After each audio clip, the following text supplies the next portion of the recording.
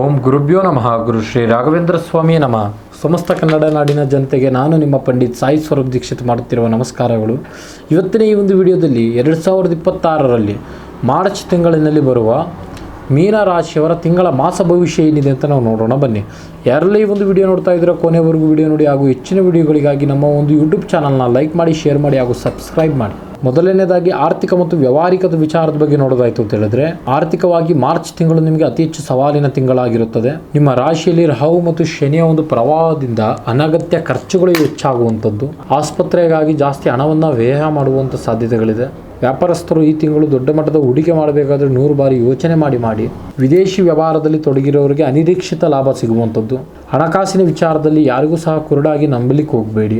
ಇನ್ನು ವೃತ್ತಿ ಮತ್ತು ಉದ್ಯೋಗದ ವಿಚಾರದ ಬಗ್ಗೆ ನೋಡೋದಾಯಿತು ಅಂತ ಹೇಳಿದ್ರೆ, ಉದ್ಯೋಗಿಗಳಿಗೆ ಕೆಲಸದ ಸ್ಥಳದಲ್ಲಿ ಸ್ವಲ್ಪ ಪ್ರಮಾಣದಲ್ಲಿ ಗೊಂದಲ ಇರುವಂಥದ್ದು, ನೀವು ಮಾಡುವಂಥ ಕೆಲಸ ಕಾರ್ಯಗಳಲ್ಲಿ ಏಕಾಗ್ರತೆಯ ಕೊರತೆ ಉಂಟಾಗಬಹುದು. ಸಹೋದ್ಯೋಗಿಗಳೊಂದಿಗೆ ವಿನಾಕಾರಣ ಮನಸ್ತಾಪಗಳು ಮಾಡಿಕೊಳ್ಳಲು ಹೋಗಬೇಡಿ. ಬರವಣಿಗೆ ಕ್ಷೇತ್ರ ಮತ್ತು ಸಿನಿಮಾದ ಕ್ಷೇತ್ರದಲ್ಲಿ ಇರೋರಿಗೆ ಮತ್ತು ಸಂಗೀತ ಕ್ಷೇತ್ರದಲ್ಲಿ ಇರೋರಿಗೆ ಈ ತಿಂಗಳು ಉನ್ನತ ಸ್ಥಾನಕ್ಕೆ ಕರೆದೊಯ್ಯುವ ಸಾಧ್ಯತೆಗಳಿದೆ. ಇನ್ನು ಕುಟುಂಬ ಮತ್ತು ಪ್ರೀತಿ ಪ್ರೇಮ ವಿಚಾರದ ಬಗ್ಗೆ ನೋಡೋದಾಯಿತು ಅಂತ ಹೇಳಿದ್ರೆ, ಕುಟುಂಬದಲ್ಲಿ ಮಿಶ್ರ ಫಲಿತಾಂಶಗಳು ದೊರೆಯುವಂಥದ್ದು.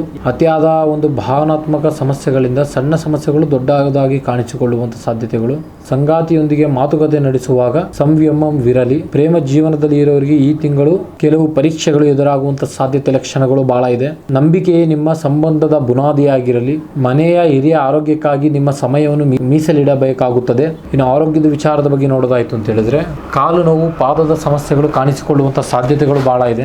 ಮಾನಸಿಕವಾಗಿ ಹೀನತೆ ಕಾಣಿಸಿಕೊಳ್ಳುವಂಥ ಲಕ್ಷಣಗಳಿವೆ. ದಿನವೂ ಪ್ರಾಣಾಯಾಮ ಮಾಡಿ ಹಾಗೂ ದೈಹಿಕ ವ್ಯಾಯಾಮಗಳನ್ನು ಮಾಡಿ ಅದು ಸುಧಾರಣೆ ಕಾಣುವಂಥದ್ದು. ಈ ಒಂದು ರಾಶಿಯವರ ಒಂದು ಅದೃಷ್ಟ ಸಂಖ್ಯೆ ಮತ್ತು ಪರಿಹಾರ ಮಾರ್ಗದ ಬಗ್ಗೆ ನೋಡೋದಾಯಿತು ಅಂತ ಹೇಳಿದ್ರೆ, ಅದೃಷ್ಟವಾದಂಥ ಸಂಖ್ಯೆ 3, 7, 9. ಪರಿಹಾರ ಮಾರ್ಗದ ಬಗ್ಗೆ ನೋಡೋದಾಯಿತು ಅಂತ ಹೇಳಿದ್ರೆ, ಪ್ರತಿ ಗುರುವಾರ ಸಾಯಿಬಾಬನ ಕ್ಷೇತ್ರಕ್ಕೆ ಭೇಟಿ ನೀಡಿ ಓಂ ನಮೋ ನಾರಾಯಣ ಮಂತ್ರವನ್ನು ಪ್ರತಿದಿನ ಪಠನೆ ಮಾಡಿ. ಇದಾಗಿತ್ತು 2026ರ ಮೀನ ರಾಶಿಯವರ ಮಾರ್ಚ್ ತಿಂಗಳ ಮಾಸ ಭವಿಷ್ಯ.